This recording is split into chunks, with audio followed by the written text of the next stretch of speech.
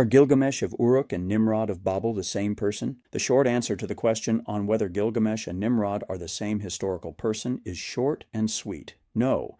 But there's a juicy scholarly and mythological maybe that makes the question worth unpacking for further inquiry. So, let's break down what we currently know about who was this Gilgamesh person. Historically, he was the first king of Uruk around 2700 BCE.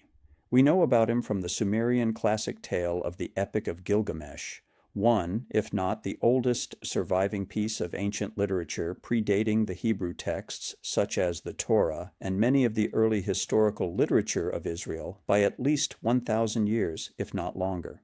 Some scholars think the Sumerian text, which is over 6,000 years old, is a retelling of an even older story from a long-forgotten civilization. In the epic, he is portrayed as 2/3 God and 1/3 man.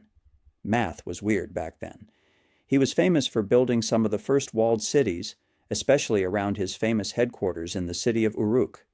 He and his warrior companion Enkidu fought monsters, defied the gods, and sought the flood survivor Ziusudra, the biblical Noah, to find the secret of immortality. Finally, Gilgamesh was associated with Mesopotamian deities, particularly in Sumerian and Akkadian lore, such as Nannar, Sin, Nergal, Inanna, Ashtaroth, and others. According to ancient texts, who was Nimrod? First and foremost, he was introduced to the world as a biblical figure, mentioned in Genesis chapter 10, and again in 1 Chronicles chapter 1. The Torah called him a mighty hunter before the Lord.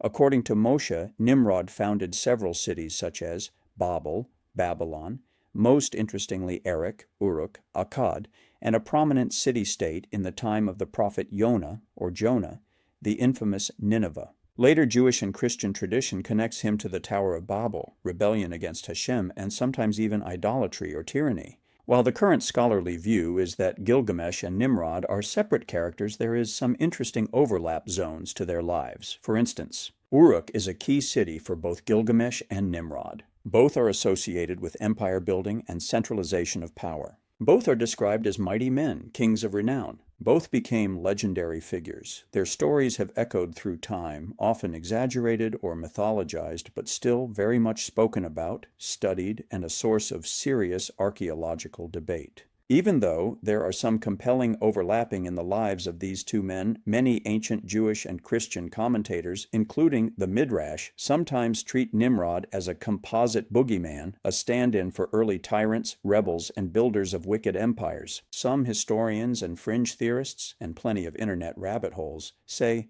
what if Gilgamesh's legends were remembered in Hebrew lore as Nimrod? While certainly not out of the realm of possibility, it's speculative but not totally wild. We all know that over time, oral traditions morph, and the same legendary figure might wear different hats across cultures. The scholarly view, held by most mainstream historians and biblical scholars, see Gilgamesh as a distinct Mesopotamian legend, and Nimrod as a mythic figure in the biblical tradition, possibly inspired by multiple Near Eastern kings, including perhaps Sargon of Akkad, or other early empire builders. Others in academia view Nimrod as a literary archetype, more symbol than man. My opinion for this interesting topic?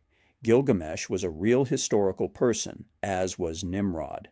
They likely are not the same person, but without further evidence either way, I can only speculate like everyone else. What I know beyond reasonable doubt is that the lines between reality, myth, memory, and meaning in the ancient world were blurrier than a Mesopotamian mud brick in a rainstorm, and the passage of time has only eroded more of the text carved into the clay tablets. Thanks for taking the time to check out this sub and video. Please like, subscribe, and share. Until next time, this is Shmuel ben Shlomi wishing you shalom.